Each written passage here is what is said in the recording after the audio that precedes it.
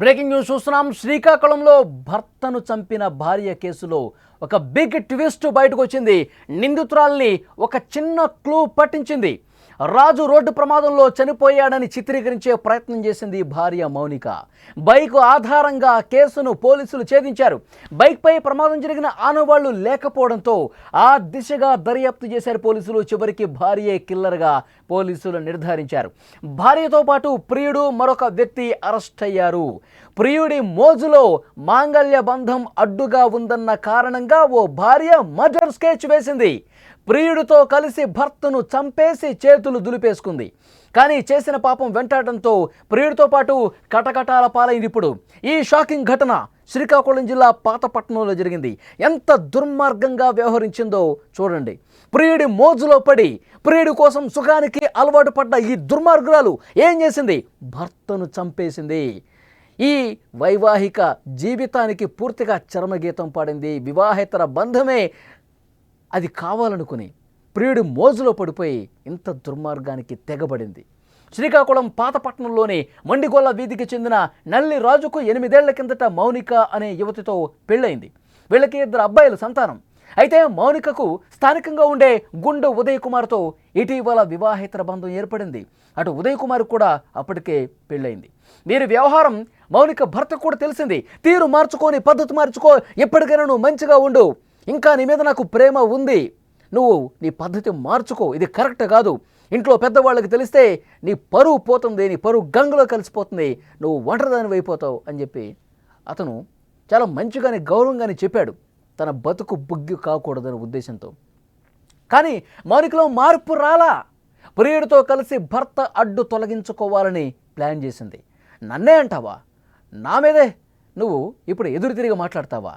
ఇలా కాదు, నా ప్రియుడే నాకు కావాలి, నువ్వు వద్దు, నిన్ను చంపేస్తా అని మనసులో అనుకుని ఉదయ్ కుమార్ కూడా తన భార్యకు విడాకులిచ్చి ఇద్దరు కలిసి జీవించాలని చెప్పి నిర్ణయించుకున్నారు. ఈ క్రమంలో ఉదయ్ కుమార్ ఆడవేషం ధరించి రాజును రాత్రివేళ నిర్మానుష ప్రదేశానికి తీసుకెళ్ళటానికి వాట్సాప్లో మెసేజ్లు కూడా పెట్టాడు. రాజు తిరస్కరించడంతో ఇక్కడ ఆ భర్త మనసు చూడండి. వేరే మహిళని కన్నెత్తి కూడా చూడనటువంటి భర్త దొరికాడు మౌనికకి. ఈ ఉదయ్ అనేవాడు ప్రియుడు ఆడవేషం రూపంలో మెసేజ్లు పెట్టి, నీవంటే నాకు ఇష్టము, మన ఇద్దరం కలిసి బయటికి వెళ్దాము, నీ భార్యకు తెలియకుండా నువ్వు బయటికి రా, మనం ఎంజాయ్ చేద్దామని చెప్పి ఇలాంటి రెచ్చగొట్టే మెసేజ్లు చేసినా సరే ఆ భర్త యాక్సెప్ట్ చేయలా. పిచ్చి పిచ్చి వేషాలు వేయకు, అసలు ఎవరు నువ్వు అని చెప్పి క్వశ్చన్ చేశాడే తప్ప ఎవరో అమ్మాయి పిలిచింది కదా అని చెప్పి వెళ్ళిపోలా. వెళితే కనుక ఆ ఉదయ్ అనేవాడు ఆడవేషంలో మెసేజ్లు పెట్టాడు కదా, నిర్మానుష ప్రదేశానికి తీసుకెళ్ళి అక్కడ వేసేద్దాం అనుకున్నారు. కానీ అమ్మాయి మెసేజ్ చేస్తుందని చెప్పి భావించినా కూడా అతను కన్నెత్తి కూడా అటువైపు చూడలా. ఇక్కడ క్లియర్గా అర్థమవుతోంది ఆ తర్వాత ఏం జరిగింది. రాజు తిరస్కరించాడు, ఆ ప్రయత్నం విఫలమైపోయింది. రాజు మత్తులో ఉండగా ఇంట్లోనే చంపాలని చెప్పి కుట్ర పన్నారు. నిద్ర మాత్రలు వేసేస్తే, మత్తు కలిగించే మాత్రలు వేస్తే ఇంట్లో హ్యాపీగా పడుకుంటూ పోతాడుగా, గంటల పాటు పడుకుంటాడు కదా, అప్పుడు మనం మత్తులో జారుకున్నాక వేసేద్దాం అనుకున్నారు.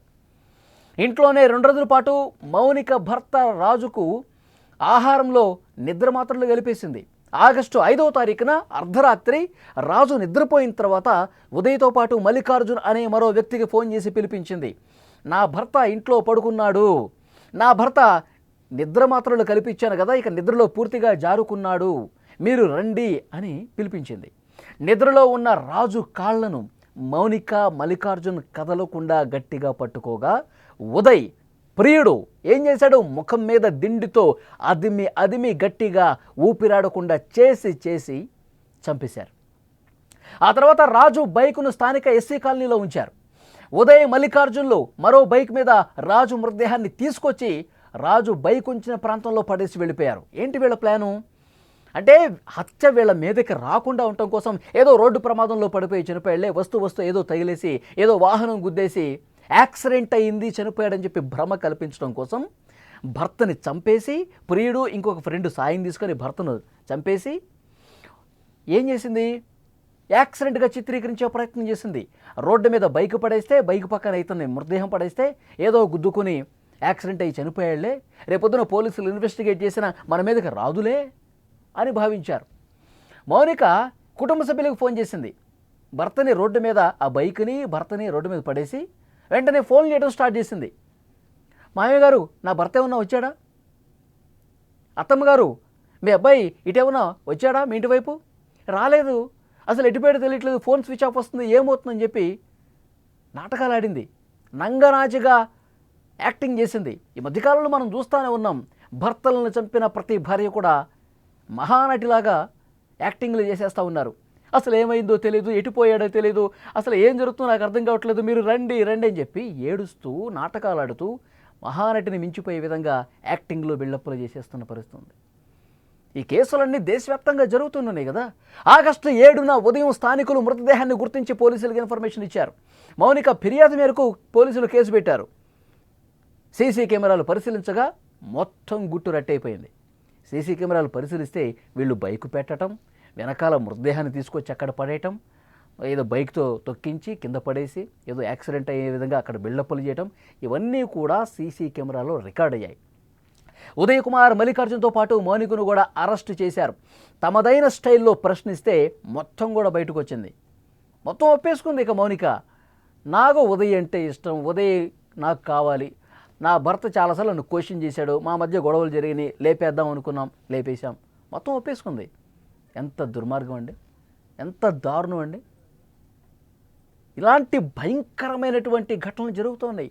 దేశం మొత్తం కూడా పడక సుఖాలకు అలవాటు పడిపోయి భర్తల్ని ఇంకా ఆ భర్తలు ఆ భార్యల పట్ల ఇంకా ప్రేమను పెంచుకుంటున్నారు. ఈ భార్యలు ఎంత బరి తెగిస్తారు, నన్ను చంపేసే కాడికి వస్తారు, నా ప్రాణం తీయటానికి కూడా వీళ్ళు వెనకాడరు అని తెలిసినప్పటికి కూడా, అంటే వాళ్ళు ఆ విధంగా ప్రవర్తించకముందు తెలియదు, ఇంకా అమాయకులని అనుకుంటారు కదా.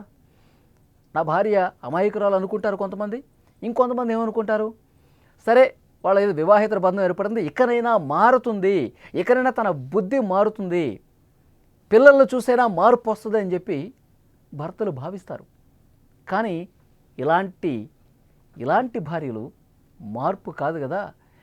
వీళ్ళు కఠినంగా శిక్షించినా సరే మళ్ళీ బయటకు వచ్చి ఇదే రకమైనటువంటి వ్యవహారాలు చేసే పరిస్థితి ఉంటుంది. సో ఇలాంటి వాళ్ళని ఏం చేయాలా? మేఘాలయ హనీమూన్ మర్డర్ దగ్గర నుంచి ఇప్పటి వరకు కొన్ని వందల కేసులు భర్తలను చంపేస్తున్నారండి.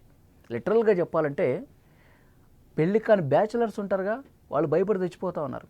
పెళ్ళి చేసుకుంటే నన్ను ఏ రోజు ఎవరొచ్చి చంపేస్తారో, ఆమెకు అంతకుముందు ఎవరితో రిలేషన్స్ ఉన్నాయో అవన్నీ కూడా పెళ్ళైన తర్వాత ఇక నన్ను భర్తగా యాక్సెప్ట్ చేయకపోతే నాకు ఏ మత్తు మాత్ర ఇస్తుందో, లేకపోతే ఎక్కడికి తీసుకుపోయి ఏ లోయలో పడేస్తుందో అని చాలామంది భయంతో చచ్చిపోతూ ఉన్నారు. మేము అందరినీ అంటలేదండి, కొంతమంది పైశాచిక మనస్తత్వం, సుఖాల కోసం అలవాటు పడ్డ ఇలాంటి బరి తెగించినటువంటి మహిళలను మాత్రమే అంటున్నాం. ఎంత దుర్మార్గం అండి, ఎంత దుర్మార్గం. పాపం వాడు జీవితం మీద ఎన్నో ఆశలు పెట్టుకుని ఉంటాడు. జీవితం మీద నా భార్య, నా పిల్లల్ని ఇట్లా చదివించాలి, నా జీవితం ఈ విధంగా ఉండాలి, ఎంత అందంగా లైఫ్ని ఊహించుకుంటారండి. అలాంటి భర్తల్ని ప్రేమను నటిస్తూ వలకపోస్తూ దారుణంగా గొంతు కోసి చంపేస్తున్న పరిస్థితి. ఇలాంటి ఆడదాన్ని ఏం చేయాలి? ఈ విధంగా బరి తెగించి చంపేస్తున్నటువంటి ఆడవాళ్ళని ఏం చేయాలా? నడి రోడ్డు మీద ఉరి తీయాలా? జీవితాంతం అసలు బయటకు రాకుండా జైల్లో ఉంచాలా? ఏం చేయాలి? దయచేసి కామెంట్ బాక్స్లో తెలియజేయండి. ముండిగొల్లు వీధిలో ఒక సస్పిషియస్ సర్కమ్స్టెన్స్లో ఒక మేల్ డెడ్ బాడీ మనకి ఉన్నట్టుగా సమాచారం వచ్చింది. ఎస్ఐ గారికి నల్లి రాజు అనే డిసీజ్డ్ పర్సన్ అనుమానాస్పదంగా చనిపోయినట్టుగా రిపోర్ట్ మీద ఎస్ఐ గారు 174 CRPS కింద కేసు నమోదు చేశారు. అనుమానాస్పద కింద ఈ 7వ తారీఖు నుంచి ఈ 6వ తారీఖు వరకు మనకి పోస్ట్ మార్టం రిపోర్టు 13వ తారీఖున వచ్చిందండి. పోస్ట్ మార్టం రిపోర్ట్లో ఇది తలగడ పెట్టి ఊపిరాడకుండా చేసి ఆ మరణం సంభవించినట్టుగా చేయడం వల్ల వచ్చినటువంటి ఫైండింగ్స్ వల్ల మృతుడు చనిపోయినట్టుగా మనకి పోస్ట్ మార్టం రిపోర్ట్ ఆధారంగా తేదీ 13/8/2025న మనం మర్డర్ కేసు కింద ఆర్డర్ చేసాం పాతపట్నం పోలీస్ స్టేషన్లో. దీని వెనకాల ఈ నల్లి రాజు వైఫ్ మౌనిక, అలాగే మౌనిక అక్రమ సంబంధం ఉన్నటువంటి ఉదయ్ కుమార్, అలాగే ఉదయ్ కుమార్ తన తలక స్నేహితుడైనటువంటి మల్లికార్జున్, ముగ్గురు కూడా ప్లాన్ వేసి ఇక్కడ ఉన్నటువంటి అక్రమ సంబంధాన్ని పురస్కరించుకొని ఆ సంబంధం ఈయన క్వశ్చన్ చేయడం వల్ల, ఈ డిసీజ్డ్ క్వశ్చన్ చేయడం వల్ల డిసీజ్ని ఎలాగైనా అడ్డు తొలగించుకుందామనే భావంతో ఈ మృతుడిని ఏ విధంగా చంపేద్దామని చెప్పేసి